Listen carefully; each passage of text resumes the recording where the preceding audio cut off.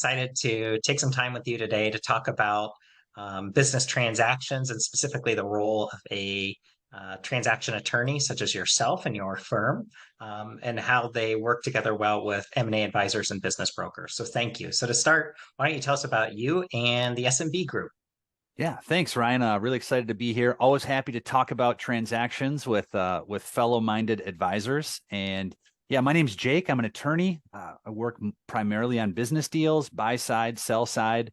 I've been in practice for about 13 years. I about a month ago joined a new group called the SMB Law Group, where our focus is exclusively on business transactions in the upper Main Street and lower middle market. So we are exclusively dedicated to working with buyers and sellers. We can't help you with your divorce. We can't help you with your estate plan, but we can help you get that business bought or sold. So always happy to chat more about deals with anyone that's looking. All right, that's really good. That's a good overview. I love that you all specialize in transactions for small and medium businesses as opposed to trying to be legal generalists that I sometimes see owners want to loop into a deal.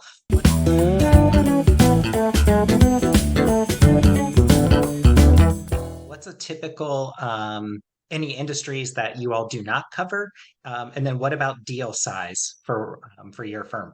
I generally think it's less about size than it is about complexity. And so there are certain types of deals where there's complexity involved where we would probably need to bring in some other advisors.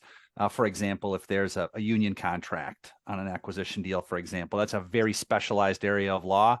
And we're going to probably want to bring in a labor law specialist to analyze those contracts and things of that nature. Doesn't mean we can't do it. It just means we would need to bring in some help. We're not necessarily working the very smallest of Main Street deals, though. That gets to be a little tricky from an economic perspective. But we like to think, $1 to $2 million up to probably $20 million. Once it gets beyond that, there's usually a roster of attorneys involved on the deal, and we're a little bit more of a light crew. So we don't quite have that deep bench yet. So that's basically our deal size. And you can cover most states across the country. I know you have partners that are geographically dispersed, correct? Yep, and that's another area where we're sometimes working with other attorneys. If there's, for example, real estate involved, or there's very specific issues of local or state law in a jurisdiction where we're not licensed, we work with local counsel to get that stuff done. But as you know, in this marketplace, oftentimes jurisdiction it gets a little slippery, right? I mean, where is a business located if it's an internet-based business, right? And so we're finding ways to get creative and help people all over the place. So I'm based in Minnesota, though, so I particularly like trying to close deals in warmer climates between the months of about November and March. So feel free to give me a ring if you've got a warm weather deal in the wintertime.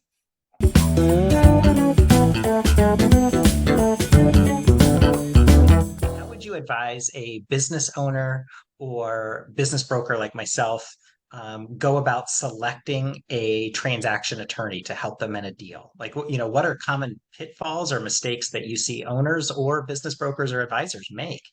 The primary problems that I see are either you choose an attorney that doesn't know transactions at all, or you choose one that brings a disproportionate amount of legal force to a transaction. And so a common example of that is a lot of business owners, especially selling baby boomers, they may have worked with an attorney on and off here and there over the course of their business life. That person may have drafted their will. That person may have done their divorce. That doesn't necessarily mean they can't help with selling the business, but there might be some terms of art and some specialization there where someone that's not doesn't have a real niche expertise in that space might not be quite as helpful or might not be able to work quite as smoothly through the closing process. On the other end of the spectrum, I occasionally run into, they tend to be larger law firms, but I don't want to paint with too broad of a brush here for my big firm brethren and sistren. But some attorneys, they tend to, instead of focusing on getting a deal closed in a practical and economic way, they try to make the deal perfect. And sometimes the economics just don't call for it because in the world of law, time is money. And so if you want a perfect deal, it's going to take more time and it is going to take more money. And if it's a $500,000 business, you probably, business acquisition, you probably don't want to be paying your lawyer $100,000 to go back and forth for 3 months, writing and rewriting an asset purchase agreement, for example. So I do think it's very important to talk cost upfront with an attorney. I'm from the Midwest. We're shy when it comes to talking about money, but this is a very important business decision. And I think it's important to have clarity with your potential legal counsel upfront on what you're looking at and whether they're going to bring a proportionate amount of legal pressure to a given deal. I think the other thing is you just want to be on the same wavelength. Do you understand what this person is saying? Because if your lawyer isn't good at translating legalese into English, that's problematic and you're not getting a good return on your legal spend there. And I think it's really important that you have a good working relationship with your attorney and make sure you're on the same page as far as risk mitigation goes.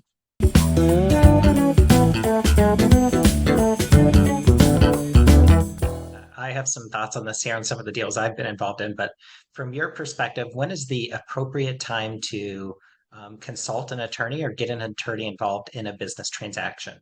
Yeah, there's a lot of different schools of thought on this one, Ryan. And there are a lot of attorneys out there that will, of course, tell you bring the attorney on as early in the process as possible and never sign a document without having a lawyer look at it. And they will say that even when it comes to NDAs and LOIs, which are preliminary documents in the process. I have a different approach. I think that generally speaking, if you're comfortable and if you've seen some NDAs and some LOIs, unless there's something weird in there, obviously, if you have questions, always talk to your lawyer. But otherwise, those types of preliminary documents, which generally tend to, and the LOI tend to mostly be non-binding, and the NDAs tend to recycle the same terms, generally speaking. It doesn't necessarily make that sense to start paying a lawyer hourly to look at NDAs. In the process of a search, a buyer might look at potentially hundreds of businesses, and you can't be spending money on lawyers for every NDA, for every LOI. And then I think my thought is we generally want to know as much as possible before we start drafting a PA. That's when the legal starts doing their heavy lifting, right? When we start putting together a purchase agreement. So to me, if you've got a full-fledged deal team and you're going to be doing a quality of earnings or some significant financial due diligence, do that before starting on the LOI, or excuse me, before starting on the PA. Because in my experience that I don't like doing it, and I know that my clients don't like it, but collecting on busted fees or collecting fees on a busted deal when we started a PA preliminarily and then it fell apart because of something outside of our control, that's no good. And you want to save your money so you can use it on the next deal. Okay. Okay, no, that's great. And then I've seen some attorneys that perform an escrow service too for a deal. And I'm curious for your on this one, I'm curious, one, what's your take on quote unquote what's normal? And then, depending on what's normal, what would you advise? What would you advise as the optimal approach to escrow services? Yeah, that's a good question. Escrow is it comes up all the time. Our firm, we don't hold funds in escrow. We see it as a conflict of interest and it's problematic. A lot of lawyers do. Some brokers or banks will hold escrow funds. Some title companies will hold escrow funds. The easiest escrow funds that I've come across in my experience is when there's real estate involved in a deal and there's already title involved. Then a lot of times title will be willing to hold that escrow for nominal cost, and that's great. Usually, if there's not title involved, we got to get a little bit more creative to find an escrow fund. What do you use for escrow, Ryan? I use a firm that does a number of commercial real estate transactions outside Seattle, right? And so Yeah, I tend to loop them in, but I've worked with a couple attorneys on deals that, I realized into the process that they themselves perform the escrow function, right? And that kind of right. surprised me because the first several deals I did, right, I was using an outside escrow firm and then was a little surprised when an attorney said, well, we'll do the escrow part too. Yeah, So, I think it's really one of those situations where everything's on the table, right? And so, okay, okay, whatever you can arrive at. I mean, I'm working a deal right now where the bank's going to be holding the escrow, but they're not going to be paying any interest on it. And so, my buyer client is going to the seller and saying, it won't be a true escrow arrangement, but we'll hold the cash. We'll buy a CD for the term, and then you'll get interest with it. But the buyer's holding the cash then. It's not a true escrow arrangement. So there's a little bit more potential upside for the seller, but a little bit more risk as well. So that's just an example of one kind of outside the box mechanism that I've seen. And the other thing too is, escrow agreements, in your experience, are you seeing them on every deal? Are you seeing them on a minority of deals? I'm starting to see more of them, frankly, but I think that historically, if there's a seller note, unless there's specific reason for an escrow, like pending litigation or some kind of known dispute where we want to put some money in a safe place, pending resolution of that. I have not. And again, it's a little bit regional, but I'm not used to seeing escrow in a lot of deals.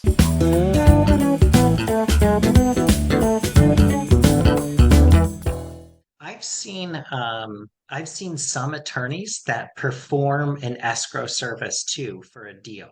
And I'm curious for your on this one, I'm curious, one, what's your take on quote unquote what's normal? And then, depending on what's normal, what would you advise? What would you advise as the optimal approach to escrow services? That's a good question. Escrow is it comes up all the time. Our firm, we don't hold funds in escrow. We see it as a conflict of interest, and it's problematic. A lot of lawyers do. Some brokers or banks will hold escrow funds. Some title companies will hold escrow funds. The easiest escrow funds that I've come across in my experience is when there's real estate involved in a deal and there's already title involved. Then a lot of times title will be willing to hold that escrow for nominal cost, and that's great. Usually, if there's not title involved, we got to get a little bit more creative to find an escrow fund. What do you use for escrow, Ryan? I use a firm that does a number of commercial real estate transactions outside Seattle, right? And so Okay. I tend to loop them in, but I've worked with a couple attorneys on deals that, I realized into the process that they themselves perform the escrow function, right? And that kind of Yeah. surprised me because the first several deals I did, right, I was using an outside escrow firm and then was a little surprised when an attorney said, well, we'll do the escrow part too. Yeah, I So, think I think it's really one of those situations where everything's on the table, right? And so, okay, okay, whatever you can arrive at. I mean, I'm working a deal right now where the bank's going to be holding the escrow, but they're not going to be paying any interest on it. And so, my buyer client is going to the seller and saying, you know, it won't be a true escrow arrangement, but we'll hold the cash. We'll buy a CD for the term, and then you'll get interest with it. But the buyer's holding the cash. Then it's not a true escrow arrangement. So there's a little bit more potential upside for the seller, but a little bit more risk as well. So that's just an example of one kind of outside the box mechanism that I've seen. And the other thing too is, escrow agreements. In your experience, are you seeing them on every deal? Are you seeing them on a minority of deals? I'm starting to see more of them, frankly, but I think that historically, if there's a seller note, unless there's specific reason for an escrow, like pending litigation or some kind of known dispute where we want to put some money in a safe place, pending resolution of that, I have not. And again, it's a little bit regional, but I'm not used to seeing escrow in a lot of deals. are you talking about a deposit placed on a deal prior to closing? Is that what you mean? Okay, Is that what you're that's a referring little to? different. No, I'm referring more to escrow held post closing. Were you referring more to Ah, earnest money ah, deposits? yeah, I thought you were talking about earnest money deposits, but how often do I see money held post closing? Fairly often, actually, and typically, in my experience, it's been for in a shorter period of time, right? It's for a post close settlement, right? The deal I just Yes. had most recently, it was a 30-day post close settlement, and so there was a Okay. holdback, a nominal amount, right? The longest I've seen on a post close settlement is 4 months, and that was just because it was a restoration business where it took some time. They were collecting money from insurance companies who were, of Mm, course, not necessarily quick to pay, right. on insurance jobs. So that's why we intentionally gave 4 months on that deal. But yeah, typically it's a 30 to 60-day post-close settlement. And so there's a holdback of some amount for that. Got it.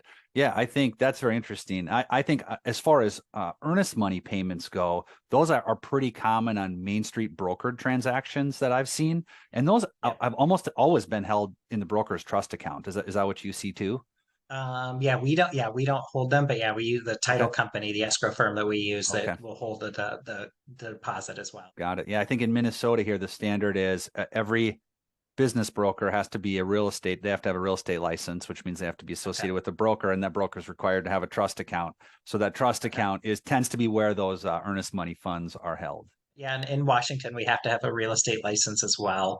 Okay. However, for someone that does business transactions like myself, it would be unusual for them to hold the funds. So I think, yeah, Interesting. there's definitely some variation by market.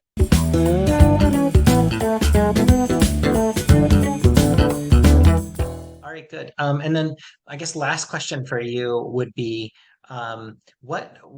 what advice would you have for a business owner to best work with their attorney, right, throughout the review editing process? throughout the input, review, and editing process of a purchase agreement. Like best Yeah, practices there. I think that the best practice is to just have clarity on what the understanding is between the attorney and the client. You want to be on the same page from a mindset perspective. It's one of the reasons why one thing we really try to do at my firm is we do flat fee arrangements. So the Okay. client is incentivized to stay in communication with us through the whole process. They're not worried about Okay. picking up the phone to ask a question because the meter's running, right? They know what they're in for. And so the incentive is there for them to over communicate, frankly. And so it's not necessarily a perfect system always. And sometimes sometimes we win on the flat fees and sometimes we lose on them. But generally speaking, we know what we're in for. And I think that the problem is if you don't maintain that type of communication, you get to the closing table or 3 days from the closing table, and all of a sudden there's a lot of facts about that deal that your attorney doesn't know about. And they're shuffling documents around that may not reflect the way the actual deal is working on the ground. Because I think oftentimes lawyers, they're a little ephemeral in the way they look at these deals, and they're not really sure what's going on in the real world. And the way to fix that is by clear communication and making sure that you understand and that your attorney understands exactly what's happening.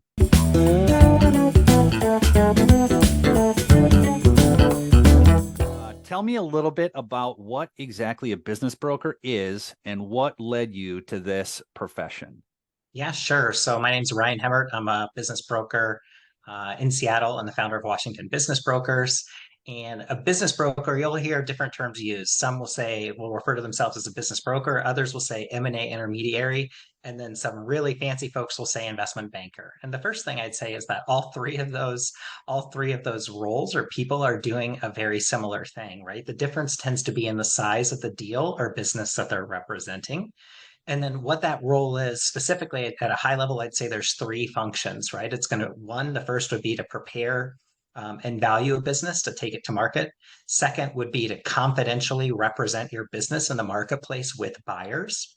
And then the third phase of the process would be to get through due diligence, satisfying any lender underwriting requests, working with transaction attorneys such as yourself, Jake, on what I call the papering of the deal. And then fourth, getting through the escrow and closing process itself to reach the closing table. I worked for large companies for about 20 years. I have my CPA license. I was in the M&A practice of a large consulting firm. And so through that, I got to see a lot of different deals, but they were typically the much larger deals. And I come from a family of small business owners in the Midwest. And I think in my heart of hearts, as much as I enjoyed working in large companies and things like that, I just enjoyed a closer interaction and working relationship with small and medium-sized business owners in the US. And I love their energy and their kind of can-do positivity and just the grit. So I identify with those folks, and I saw that there was a need to help those folks transition their business or pass on their business, one, so that they can get paid a fair price for their life's work, and two, so that somebody else can take the reins of some of those businesses. And that's a unique skill set, and I saw a need to help provide that role in the Northwest. Awesome. Very interesting background.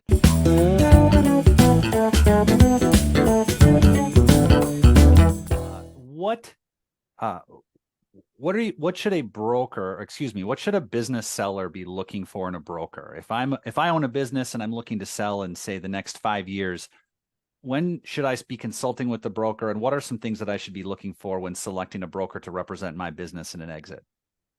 Yeah, two analogies I use with any owner. So, in working with a business owner or business broker, you are effectively going to be married to that person for the next 6 months, right? For the next 4 months to, let's call it, a year. Another analogy would be you're going to go on a cross country road trip together. When you and I take a cross country road trip for 3,000 miles, we are going to learn a heck of a lot about each other in the next 2 weeks, right? We're going to argue over where we should stop for gas and where we should stop for lunch and snacks and bathroom breaks and all of that fun stuff. So it's a very intimate, kind of close advisor relationship. So the first thing I think you're looking for is somebody that you connect with on a business. You have a similar approach to business, and then perhaps a similar outlook in life, perhaps. So that would be the first thing. Second, you're looking for transaction and process expertise. You want somebody I would recommend that specializes in business transactions, not necessarily someone who specializes in commercial real estate, or perhaps a CPA that sells one business every 5 years, or, goodness sakes, a residential real estate broker, right, that who's never sold a business before but believes the process is similar. So those would be some of the things I'd say. And then the last thing is a more personal attribute and a little bit harder to measure, but I think you're looking for a raw level of perseverance, and then just energy, right? And that's to see a transaction through to close, because selling a business is a process. It is going to take 4 months, 6 months, 9 months, and you want someone who's going to be responsive to lender requests and buyer documentation requests and all of that fun stuff to ultimately get you to the destination for the trip.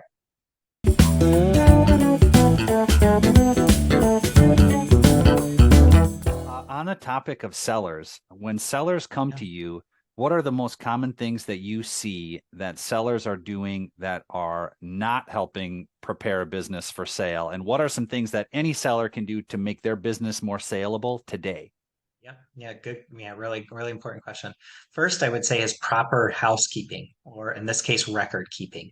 So having a clean profit and loss, and importantly, a clean balance sheet statement, right? We're going to need a profit and loss and balance sheet statement for the last 3 years for your business. So the first thing there is making sure you have those statements, right? If you don't have those statements, or haven't been reviewing those statements for your business, that's the first place I would say to start.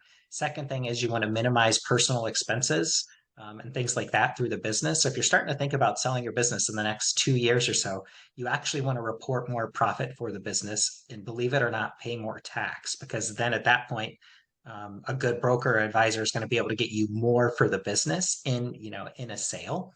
So that would be another piece of advice, right? You want to actually your objective would be to maximize the profitability, right, that you pay tax on.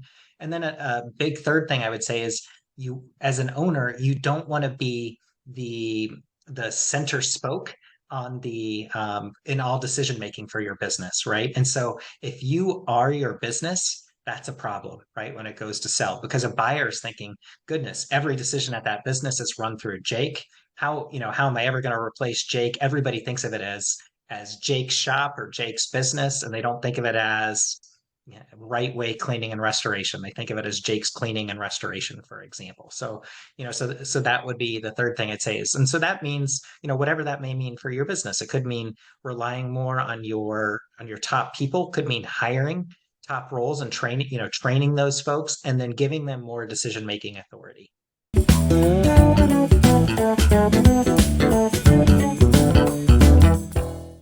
Kind of along those same lines, obviously, the big question for every potential business seller is, what's my company worth?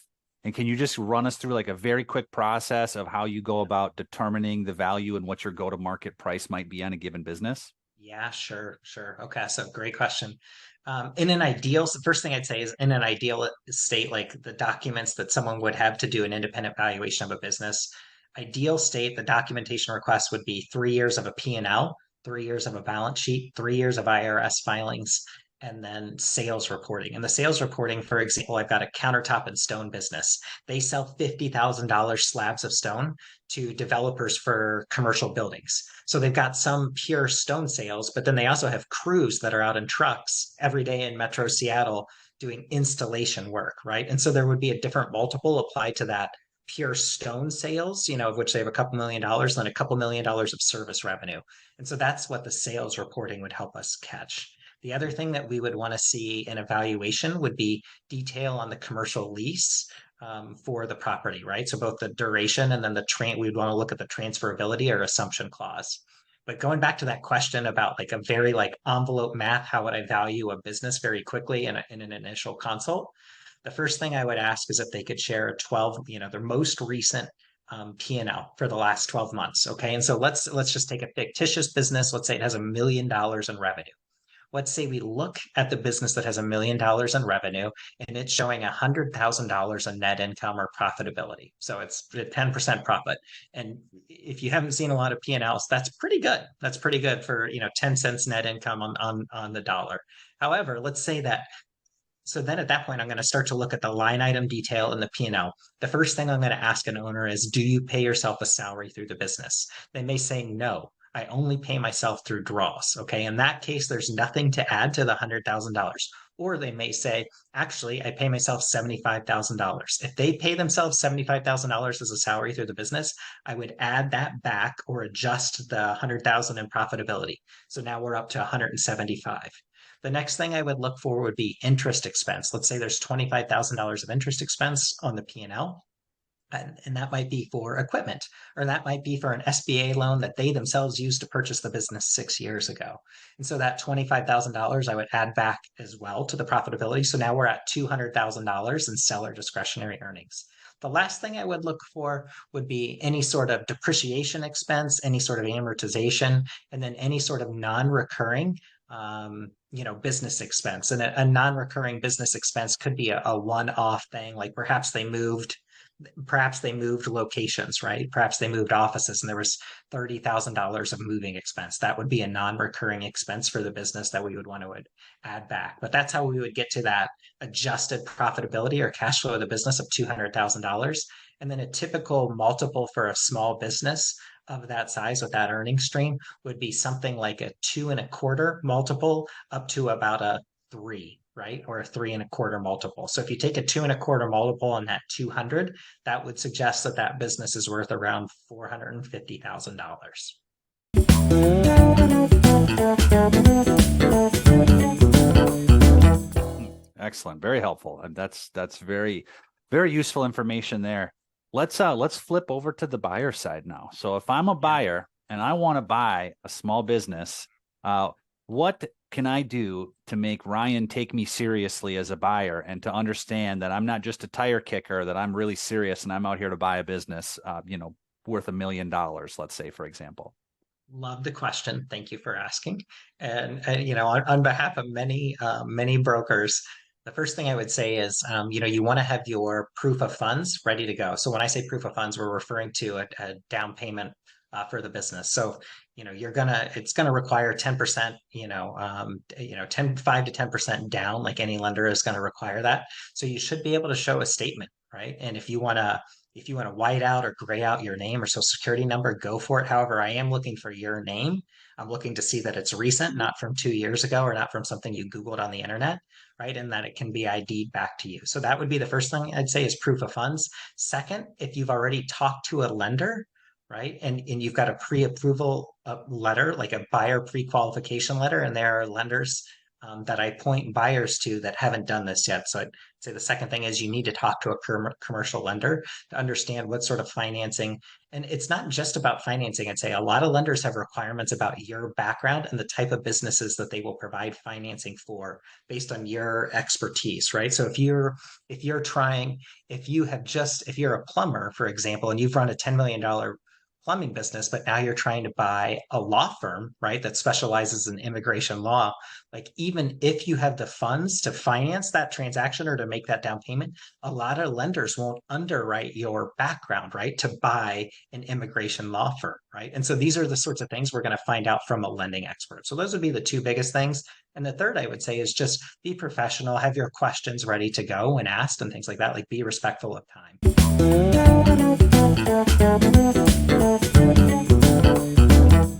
Yeah, excellent. Very good resources there. One other a question for you that I think a lot of people are perplexed about on the business marketplace. If I'm trying to buy a house, generally speaking, I can go look on the MLS, and there are similar resources where there are large repositories of commercial real estate available.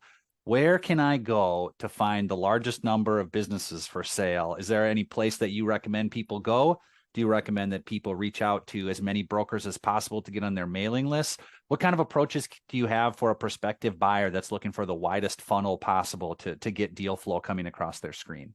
Yeah, so you can get, I mean, the internet is not lacking for internet, for web platforms to buy or sell a business. So there's many of those. The most common ones that everybody know are bizbuysell.com, DealStream, SearchFunder, BizNexus, businessesforsale.com, etc. So if you go on a lot of those sites, you can very quickly, within 2 minutes, set up a weekly search alert for new businesses for sale within your respective geography, or within your, if you're not geography specific and you're looking across the country, then you can set it up for any new law firms that come up for sale, right? With revenue above $1 million, etc. So that'd be the first thing I would say. Second is, yeah, it's always a good idea. We put people on our mailing list daily. We get contacted through a variety of channels about adding buyers and sellers to our email list. So that's always a good thing to do, to let other, let brokers or advisors know in your community that you're actively looking for a business. And then third, ask your lending, ask your lending contacts as well too, and make it, make your interest known amongst that community as well too, because those people can sometimes have additional folks in their network that they can tap.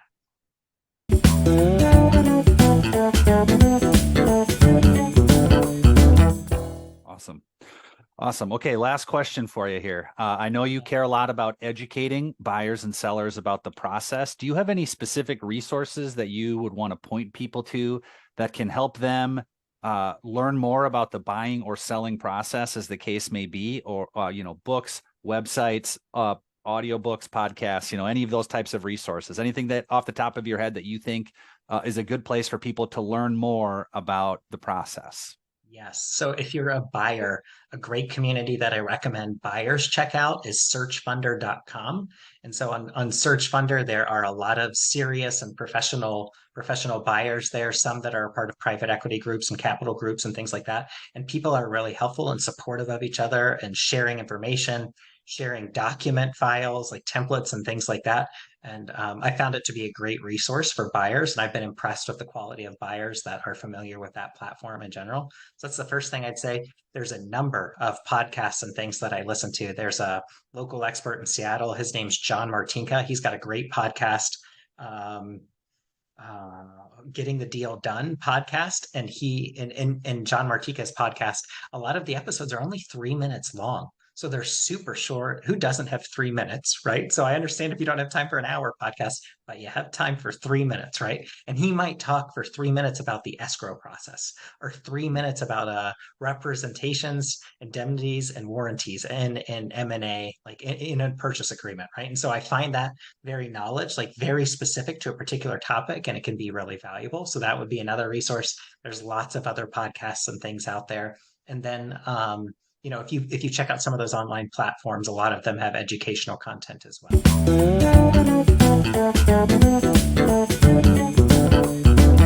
If you're thinking about buying a business, or if you're thinking about selling a business, I would encourage you to check out resources on our site.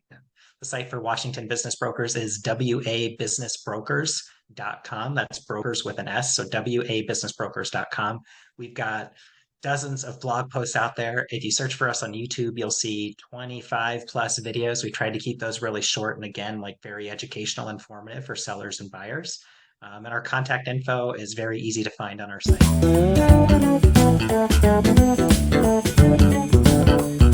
Question to you: if someone wants to find out more about what you do and the SMB Law Group, how would we go about doing that? You can find our firm's website at smblaw.group. That's .group, not .com. That's our website. I don't even think I'm on there yet because I'm a fairly new addition to the team. I think we've got some work going on behind the scenes. I can be reached by email at jake@smblaw.group. And another way that our firm does a lot on Twitter, and actually there's a lot of resources available on Twitter, and a great community of acquisition folks on Twitter as well. And I can be found at Parsley ETA. That stands for Entrepreneurship Through Acquisition. Parsley ETA. Thank you. Jake, really appreciate your time. Jake Parsley, SMB Law Group, transaction attorney and specialist extraordinaire based out of beautiful Minnesota. So thank you again, Jake. Thanks, Ryan. I'm Ryan Hebert at Washington Business Brokers.